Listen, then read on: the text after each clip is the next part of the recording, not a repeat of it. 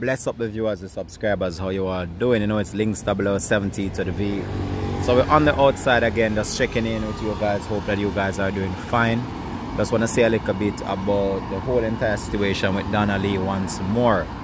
So it has been 3 solid weeks now since the disappearance of Donna Lee Donaldson, and still the police still have not made a significant breakthrough within the case itself, because they still have not found the actual body of the female, even though the constable Noel Maitland was taken into custody with the whole entire thing.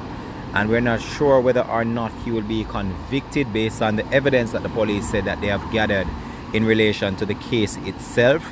The female constable, or the district constable I should say, Katian Simit I believe was her name, she has actually been freed of any involvement within the crime itself. And however, the police believe that Miss Donaldson was actually murdered and her body believed to have been dumped somewhere across the island. So the police have conducted numerous searches, and up to date the police still have not been able to locate the body of the missing female. And actually her mother is not doing very well based on this, and I can tell her this must be very hard for her. This is very hard for her based on numerous situations that we've seen playing out. She's actually in the hospital right now as I speak, based on her not doing well. Her health has deteriorated significantly since this has happened. But all I can say, I just wish the family all the best, and I hope that the police carry out a thorough investigation in order to see how best they can put the missing pieces of the puzzle together, because this is really a hard situation that the country is dealing with at current.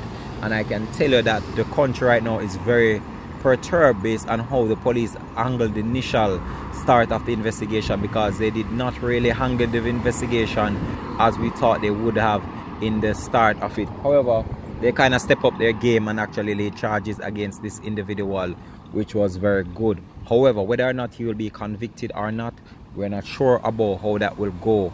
But as I said before, we're just hoping for the best within the case itself, and hopefully that the family can put this level of information out there, and also just to put some closure to the actual situation itself, because we don't know when or not they will find some closure to this, because without a body we don't have any closure to the case. The mother can rest assured right now what's to come, because the body of the female has not been found. So there are still people believing that there is still hope that she might be still alive, and there are just numerous speculation going on out there in relation to the case itself.